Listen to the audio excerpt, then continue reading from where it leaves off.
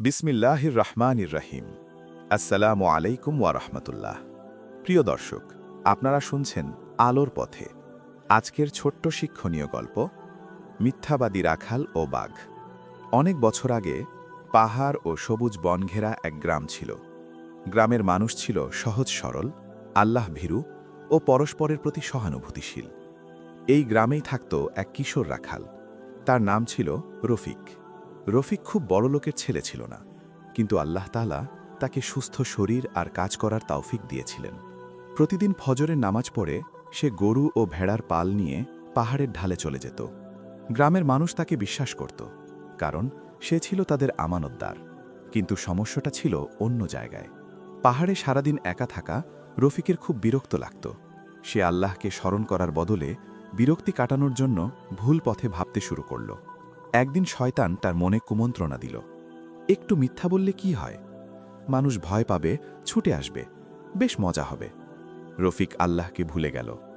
সে ভুলে গেল যে আল্লাহ সব দেখেন, সব শোনেন। হঠাৎ সে চিৎকার শুরু করল, বাঘ, বাঘ, বাঘ এসেছে, আমাকে বাঁচাও, আল্লাহর দোহাই। গ্রামের মানুষ আল্লাহ নাম শুনে ভয় পেল। তারা লাঠি হাতে দোয়া পড়তে পড়তে পাহাড়ে ছুটে এলো, কিন্তু সেখানে কোনো বাঘ ছিল না। রফিক হেসে বলল, আমি মজা করছিলাম।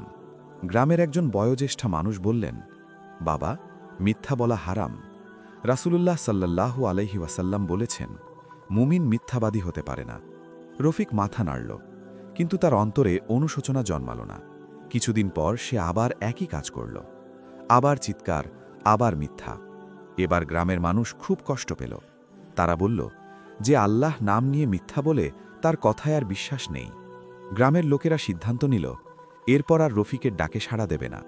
রফিক তখনও বুঝল না, বিশ্বাস একবার হারালে তা ফিরিয়ে আনা কত কঠিন। কিছুদিন পর এক বিকেলে আকাশ মেঘে ঢেকে গেল।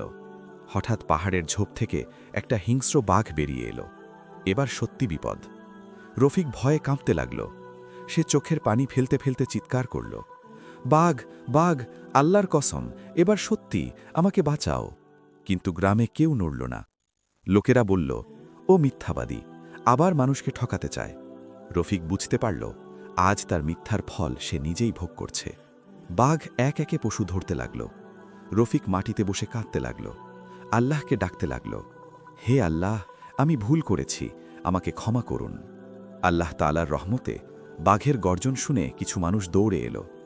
অনেক কষ্টে বাঘ তাড়ানো হলো, কিন্তু ততক্ষণে অনেক পশু মারা গেছে।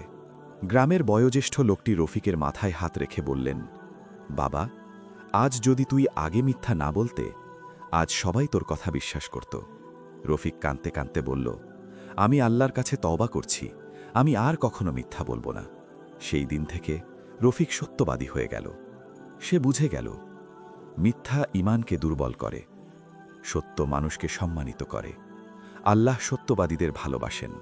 প্রিয় দর্শক, যদি এই গল্পটি আপনাদের ভালো লেগে থাকে, তাহলে ভিডিওটি লাইক করুন এবং এমন আরও শিক্ষণীয় গল্প পেতে আলোর পথে চ্যানেলটি সাবস্ক্রাইব করুন। আল্লাহ হাফেজ।